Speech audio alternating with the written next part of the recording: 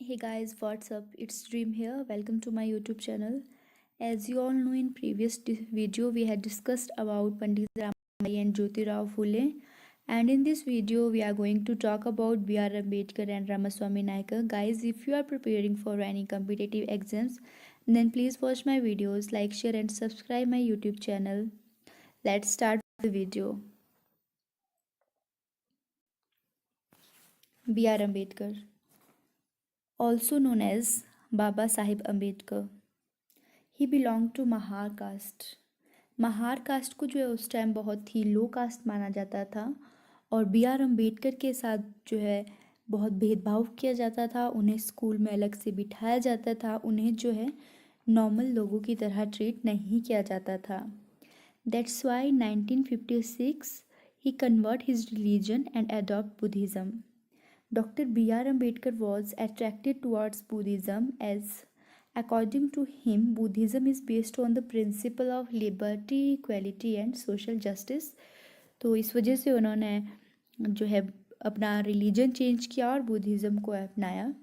वो जो है he did not believe in the teachings of Manusmriti, क्योंकि उनके हिसाब से जो ये हिंदू स्क्रिप्चर्स है यही रिस्पॉन्सिबल है जो अनटचेबिलिटी को प्रमोट करती है, क्योंकि ये जो है वर्ण आश्रम को प्रमोट करती है, वर्ण सिस्टम को प्रमोट करती है। इसीलिए जो ये मनुस्मृति के अगेंस्ट थे एंड इसीलिए इन्होंने अपने फॉलोअर्स के साथ मिलकर जो है मनुस्मृति को जला दिया था।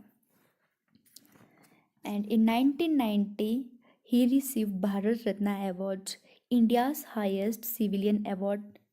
हमारा जो सबसे बड़ा सिविलियन अवार्ड है इंडिया का वो भारत रत्न है। 1919 में ये बी आर अम्बेडकर जी को मिला था। And B.R. Ambedkar believed in the teachings of Kabir and he was greatly influenced by Buddha and Jyotirao Phule। अगर हम उनके इम्पॉर्टेंट वर्क्स की बात करें तो annihilation of caste, who were Shudras, the untouchables, Buddha and his dhamma, Ranade Gandhi and जिन्ना, ये कुछ उनके इम्पॉर्टेंट बुक्स हैं। उनके इम्पॉर्टेंट वर्क है बहिष्कृत हितकर्मी सभा। ही एस्टेब्लिश्ड मैनी ऑर्गेनाइजेशन, जिसमें से कि बहिष्कृत हितकर्मी सभा 1924 में उन्होंने एस्टेब्लिश करी। And he established Indian Labour Party 1936 और इन 1942 में he created All Indian Scheduled Caste Federation to spread higher education among the scheduled cast.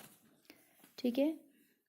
And in 1945 he founded People's Education Society और उनके जो इम्पोर्टेंट जो newspapers थे वो मूक नायक, बहिष्कृत भारत और जनता, ये इनके कुछ इम्पोर्टेंट न्यूज़पेपर थे।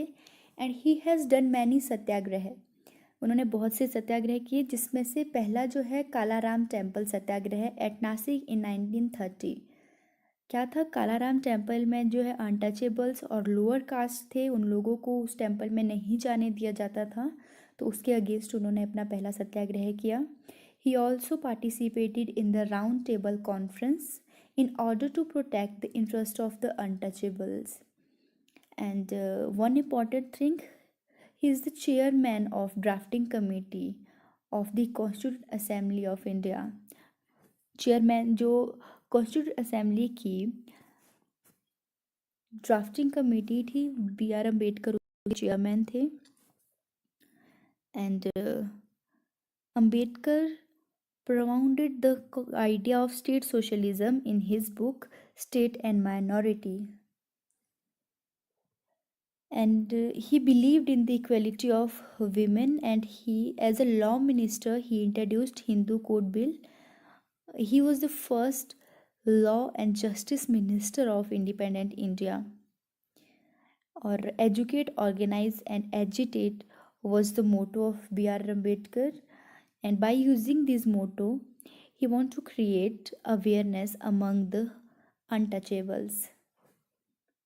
तो ये कुछ इम्पॉर्टेंट फैक्ट्स थे बी आर अम्बेडकर के बारे में।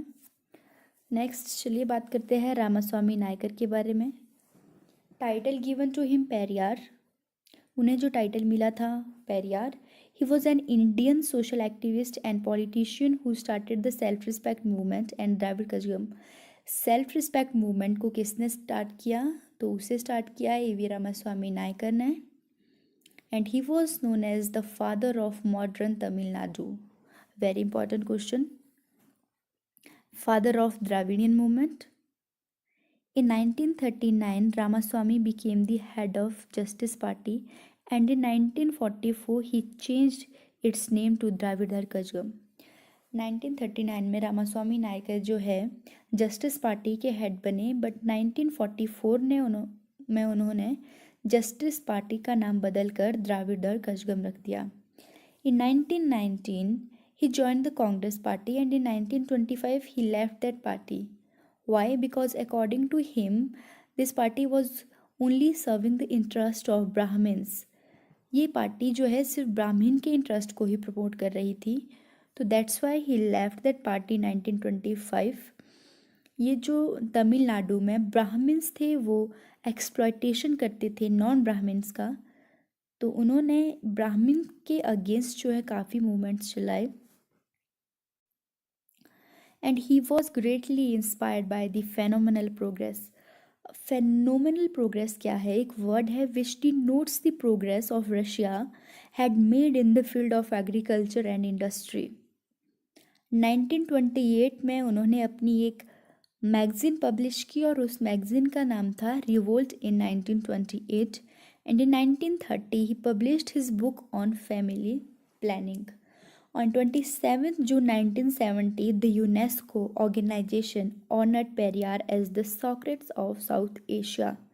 It described Periyar as the prophet of New Age. Socrates of South Asia किसे कहा जाता है? A.V. रामास्वामी नायकर को. And there was a Kashi pilgrimage incident which made him an atheist. ठीक है, तो ये कुछ इम्पॉर्टेंट जो फैक्ट्स थे रामास्वामी नायकर के बारे में. Hope you guys like this video. Thank you. आज के लिए बस इतना ही. जल्द मिलते हैं नेक्स्ट वीडियो के साथ.